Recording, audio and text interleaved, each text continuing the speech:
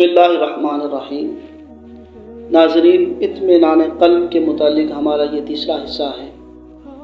ہم اطمینان قلب کے جو اسباب ہیں، کن کی وجہ سے اطمینان قلب حاصل ہوتا ہے، اس پر ہم دوسری صورت ذکر کریں گے۔ پہلے ہم نے ذکر کی تھی کہ اللہ پاک کا ذکر کرنا، یہ اطمینان قلب اس سے نصیب ہوتا ہے۔ وہ سب سے بڑی وجہ ہے اور سب سے بڑا ماوا ہے اور ملجا ہے اللہ پاک سے۔ اللہ کے ذکر سے اتنا لطف بندے کو ملتا ہے، اتنا نور ملتا ہے کہ دل کے اندر سکون اور قرار پیدا ہو جاتا ہے۔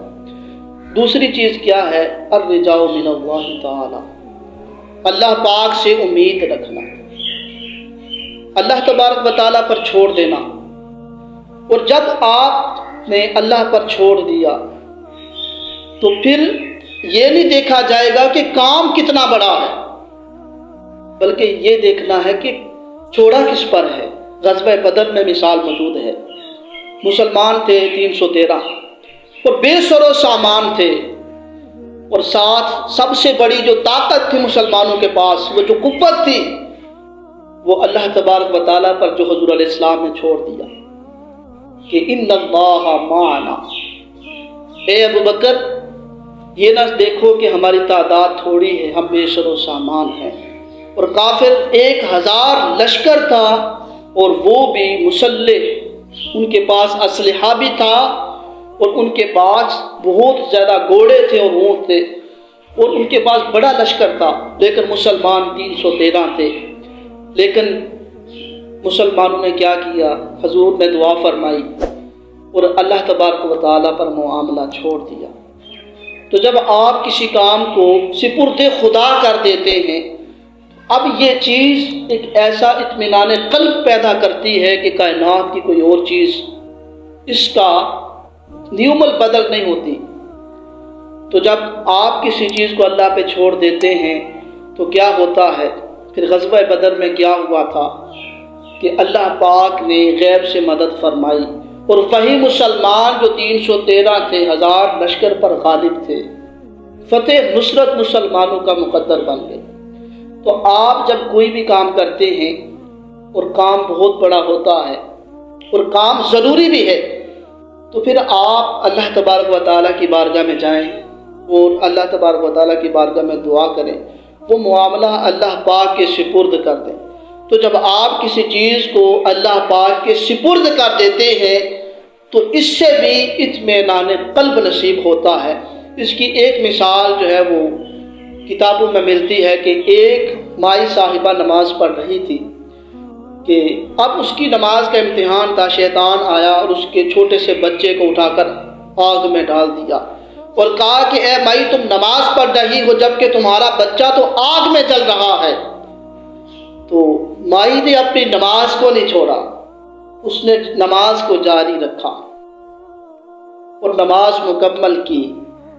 تو اس کے بعد جب اس نے دیکھا کہ آگ کے اندر اس کا بچہ بالکل صحیح سلامت ہے، آخر وجہ کیا تھی؟ اس مائی نے نماز نہیں چھوڑی، کیونکہ اس کے دل میں اس بات کا یقین تھا کہ میں جس رب کی عبادت کر رہی ہوں وہ میرا خالق اور میرا مالک، مجھ سے زیادہ میرے بچے کی حفاظت کرنے والا۔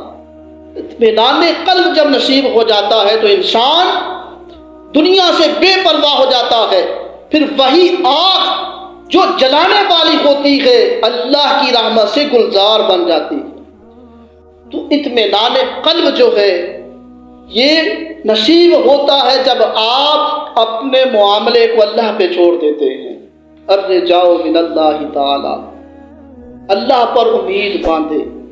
وہ قرآن پاک کی آیت یا نار کونی بردا وسلاما علی ابراہیم، کہ وہ حضرت ابراہیم علیہ السلام کا جو واقعہ ہے کہ نمرود نے آپ کو آگ میں ڈال دیا اور آگ بھڑکا دی گئی، اور حضرت ابراہیم علیہ السلام آگ میں تھے، حضرت جبریل علیہ السلام آئے، کہا کہ میں آپ کی مدد کرتا ہوں، آپ کو آگ سے نکالتا ہوں۔ حضرت ابراہیم علیہ السلام نے فرمایا تھا کہ مجھے کسی کی مدد نہیں چاہیے، کیونکہ اللہ پاک خود میری مدد کرنے والا ہے۔ اطمینان قلب، جب معاملہ اللہ پہ چھوڑ دیا تو وہی آگ جو کسی چیز کو پل بھر میں راہ کر دیتی ہے۔